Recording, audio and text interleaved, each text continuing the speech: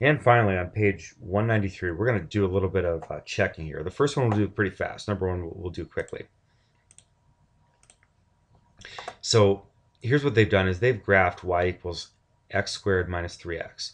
One thing I just want you to quickly look at here is notice there's no plus an extra number here. So that is, if we were doing this one, we'd have a equals 1, b is negative 3, but then c, since there's nothing there, that's a 0. Now I'll cross that off. But they've done the graph here for you. Take a look. Where do you think it crosses the x-axis? Now that one is, it comes out to, it crosses at 0. So x is going to be 0, and x is going to be 3. Now checking that back in the equation, it does work. Let's spend a little bit more time, though, on the number 2 and 3 checkpoints. So look down there. So on the checkpoints here, what we'll do is we will, you can pick one of the two problems. You can pick 2 or you can pick 3. They're both going to open upward, but your goal here in this one, after you get it graphed, is to check where it crosses the x-axis. Those are called the solutions.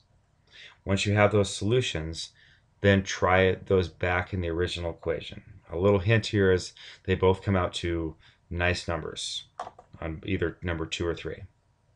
Go ahead and pause the video, choose your number, either 2 or 3, get that done, and then I'll show you the answers. And here are the examples, or I should say the answers for the two examples, 2 and 3. If you drew a parabola like this for number 2 and you looked at it as crossing or being a solution at -2 and +4, you're correct on that. So it was -2 and +4. And then for the second one, or actually number 3, it looks like it crosses at, and your graph might look different than this. Actually, no, if you drew it on this one, it's going to look the same. If you did it on other graph paper, it might look slightly different, but it comes to -5 and +1. And those both work when you put the, and I'm talking about on number 3, those both work when you put it back into that equation right there.